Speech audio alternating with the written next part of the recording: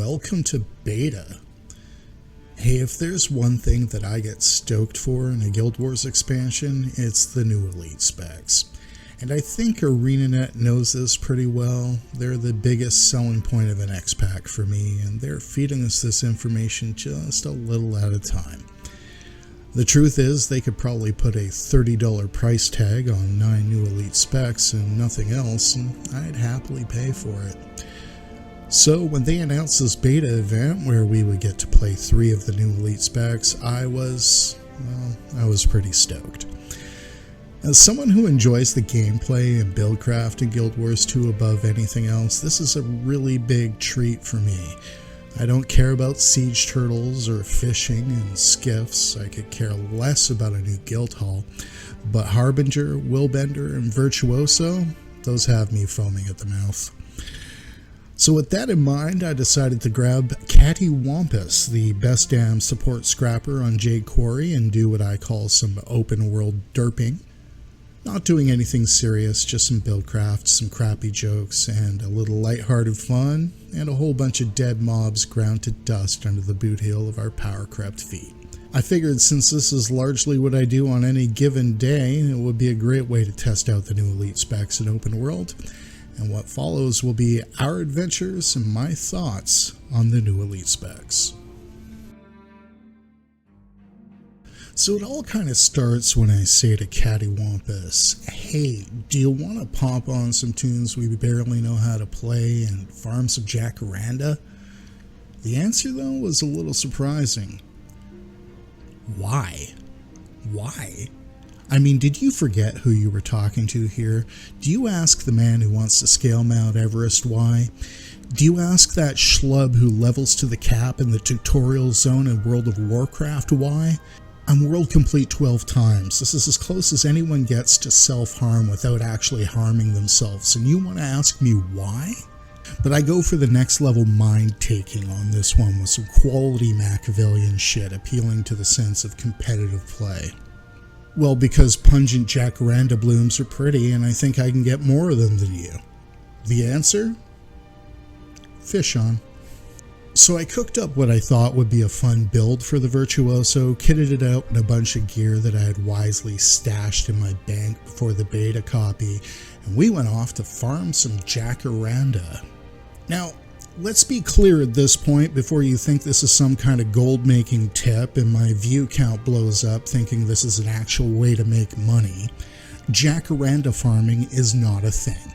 I come here to test open world builds because it's relatively difficult at times. The jacaranda do a bunch of status effects, they hit fairly hard, and they gang up on you in some pretty significant numbers in large groups at a few points. There's a ridge in desert highlands near the Springer Ranch that's just packed with them. I think they're a good test of mitigation, DPS, and positioning. It's really easy to aggro a bunch of them at once, and I know the spot has been bitched about more than once on Reddit and the official forums. So the increased aggro range of desert mobs can get you overwhelmed if your build and positioning suck. I think it's a good starter testing area. A build has to kill chain effectively to make it smooth here. So my thoughts on Virtuoso, hey guys, this is really, really fun stuff. This is like Mesmer for people who don't like Mesmer, maybe find Chrono too complicated, Mirage too Condi based. This is a really simple, fun, hard-hitting range DPS kit that's heavily focused on power. And that's going to be my negative feedback on this, is I tried 3 different setups of gear on this one. I tried it in Power, with Marauders and with Berserker's gear. I also tried it in Condi. Now in Condi, it really didn't work very well at all. I tried a couple of different builds, a couple of different setups. The build that I ended up with was the Power build that you may have saw me flash a little bit earlier.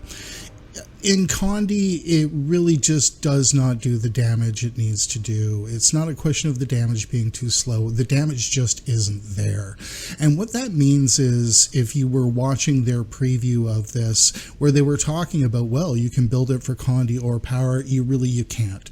The Condi line on this one, which was the bottom set of traits in Virtuoso, were just not effective, just didn't do the job, and were not fun, and it's really that simple. But other than that, this elite spec really is magnificent. The spell effects you can see on your screen are probably among the best that ArenaNet has ever delivered in any spec on any kind of class in this game. It's absolutely fantastic just to watch all the spell effects go off. It's really amazing. The other things that I can say about this is that while on the face it might have been a little strange that all the utility skills were damage based, you didn't really end up feeling a negative effect of that. And I think that gets back to Mesmer and the fact that Mesmer is so overly stacked with just all sorts of wonderful utilities already that you really didn't need them. So packing it down with, you know, a bunch of damage skills and a stun break basically really did a big favor to this elite spec. This elite spec was without a doubt, of the three that I played, my favorite, and that was a surprise to me, because if you've watched my videos before, you know I'm not a really big Mesmer player. Mesmer is one of the classes, or yeah, this is the class that I struggle with the most. So really, when we got down to it, to get something like this that out of the box felt so smooth and so compelling was really, really a treat. I don't really have too much else to say about this one. Simple fun. I liked it for the same reason that I like Hollowsmith. I liked it for the same reason I like Daredevil, in that power damage, that hard hitting effect really, really comes out. I tried it on some champions. The damage was right up there. Absolutely fantastic stuff. I can't say enough good about it. So with the Jacaranda population firmly under control, I decided it's time to shift our targets, and Hydra Alley is another spot that I go to just below the Cormyr Waypoint in Crystal Oasis. This is another of the spots I might hit up to test my open world builds for a few reasons. This trench is filled with veteran Hydras that hit relatively hard. They do a ton of knockback if you aren't hitting your dodges right, and they can aggro on you, sometimes 2 or 3 at a time if you aren't downing them in pretty short order. And when you add to that the dust mites that are casting a ton of blinds on you and those famous desert aggro ranges, good times. And I tell you what, guys, this tune did really, really well here. I stuck with the dagger pistol combo. I did offhand a focus for a little while and got some really fun results on that as well, particularly with the pulls. I know that Cattywampus actually went with the greatsword for a little bit, and the feedback from there was it was okay, but I missed the pistol. I think the pistol really, really works well with this one, so highly gonna recommend that so far. The dagger's got a 1200 range on it. It's basically a longbow. It's fantastic. And it does really, really nice auto attack damage. Once that auto attack damage is built up, then you're going to hit one of your F skills, and those are just going to rip a new one. Really, really love this one here. As you can see, completely manhandles the Hydras, just wipes them out in very, very little time. The only thing that was oddly enough that I missed here was I found myself defaulting back to the Mirage dodge mechanics. That's a muscle memory thing, I'm sure, but man, I really, really missed my Mirage dodge on this one, so that was kind of fun. But all in all, just a fantastic experience. Cannot recommend this elite spec enough. So with the Hydras fully in check, I decided it was time to shift our focus again. So it was back to Fields of Ruin to hop on an entirely different set of tunes we had no idea how to play and pick a new target. And my question became, how do you feel about genocide? Yeah, you are. The Lake Dork Centaurs are another of my go-to spots for open world build testing. The Centaur camp is packed with mobs on a super high respawn rate.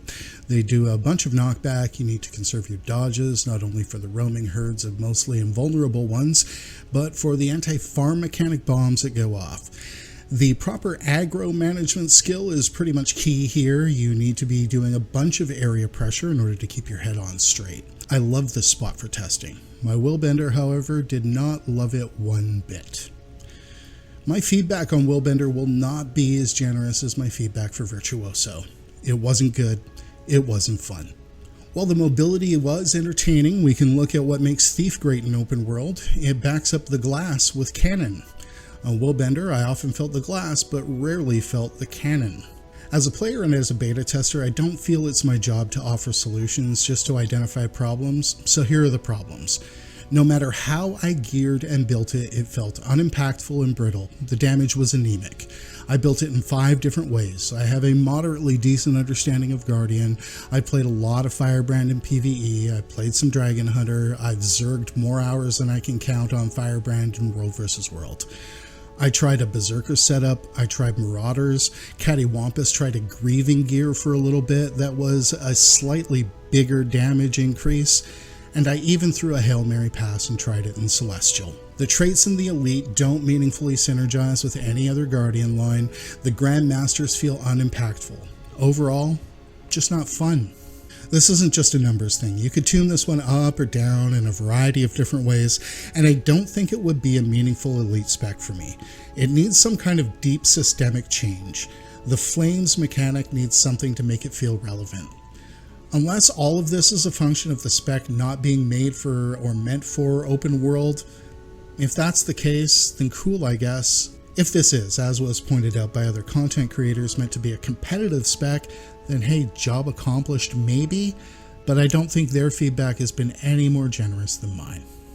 The last thing I'll touch on with Willbender is the offhand sword that came with the spec. Not good, not fun. It really is that simple. The 4 was moderately interesting. The 5 was absolutely zero value in most cases. I just did not enjoy it. And one of the most telling things is I actually found myself on a Guardian playing with Hammer for a while just to see if it was any better. And you know what, it was at a couple of points, so keep that in mind. I know Cattywampus went ahead and had better results with the Greatsword, so that is another thing to say. But when you are talking about an Elite spec, if the weapon that comes with it isn't impactful and fun, then there's something wrong and it really needs to be adjusted. And really, that's all I'm going to say about Willbender at this point. So meanwhile, back at the homestead, I decided to appeal to Cattywampus's greed in order to complete our testing. So, how do you feel about getting on Harbingers and beating up some open world champions for some fabulous loot? Yeah, I knew the answer here. So predictable. But hey, don't tell Catty that rewards are disabled for the beta tunes. After all, ignorance is, well, you know. Holy hell, this Elite was well done. A little bit overtuned perhaps for open world, but very, very well done. I tried Harbinger on 3 different build and gear setups. I tried a power variant in Marauders, I tried a Conti variant in Vipers, and I tried a boon support version in Plague Doctors. All 3 worked really, really well, and this is kind of a testament to ArenaNet and what they've been able to do with Necro in specific, how they make the class really, really flexible in order to give us some build variety that a lot of classes may not have. So, unlike Virtuoso, where the Conti variant wasn't viable, all 3 versions of the Necro Elite were really, really well done. The Conti variant may have been a little overtuned. Number-wise, it was doing about 20% more raw damage than my open world Scourge build, and the open world Scourge build is absolutely busted, so we need to keep that in mind. The power variant was absolutely serviceable, but where I enjoyed this one the most was on boon support. In Plague Doctors, keeping up quickness on a group is super easy, and as a side benefit, it still does rockin' good DPS. While I enjoyed the raw fun factor of Virtuoso a little more, there's no doubt that this spec of the 3 was the most fleshed out and ready for prime time. I expect the numbers are probably going to come down a little bit before the actual release, but mobility on Necro, awesome. Strong damage, awesome. Providing quickness, awesome.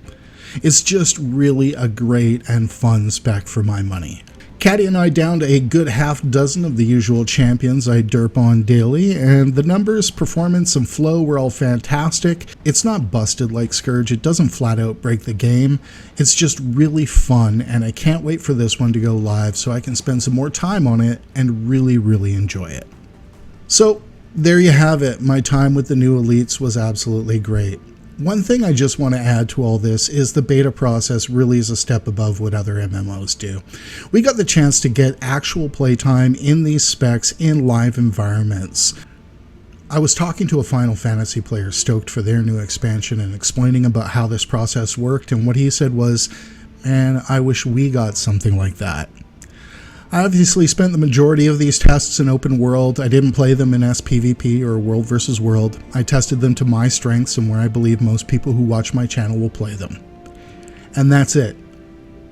Hey, if you like the video, please consider hitting like or subscribe down below. That is all I'm going to say on that front for this video. I am going to thank you all very much for watching. I'm going to remind you to have fun in game and min-max your real life, and we'll see you again in the mists.